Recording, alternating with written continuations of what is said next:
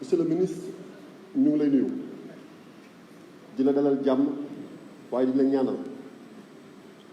yàgguloo ci ministère bi yaakaar naa doléance yi ngay posé yëpp mën nañ ko wax sa DG ne sa ginnaaw nga yor nag ministère bu am solo ci sama département muy département de Foundiougne mu am 3 communes yoo xam ne tamit ci île la nekk muy Bassoul di Djirnda di Diodior ñu fekk sa prédécesseur muy Omar Gueye mu def ci lu am solo waaye nag ñu ci sant son excellence président Macky Sall ci subvention moteur yi ci subvention jëlee di siwatage mu ñoroon lool PCE te ku wax île di Saloum xam ne rôle bu am importance lay joué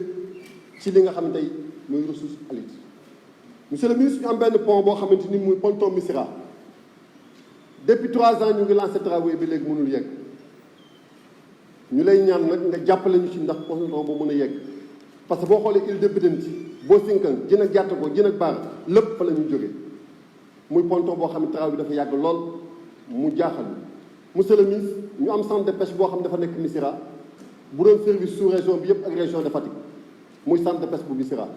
nga xam ne japonais yi ñoo ko defoon 1986 depuis boo léegi sa prédécesseur amoon yéene utoon ay partenaires pour ñu revenir centre boobu nga xam ne mun na créer emploi yu bëri.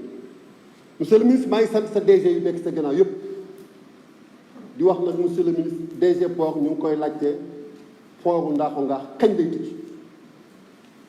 monsieur le directeur Sadikh Bey ñu ngi lay nuyu depuis nga remplacé sa prédécesseur Cheikh Kanté ñu dégg ne am na ay xale yoo xam ne dañ leen jëloon formation ba léegi port bi mënul tijji te port bi nekk yaakaaru ndaw yi port bi nekk loo xam ne mën na générer ay emploi port bi son excellence def ko fa pour mun a dimbale département Foundiougne ñuy réclamer nag di revendiquer di ñu la ñaan 70% la ñu waxoon président Macky Sall son excellence pour mu dimbale jeunes département bi ndax ñu am ci emploi parce que port boobu nag dafa am solo ci sous-région bu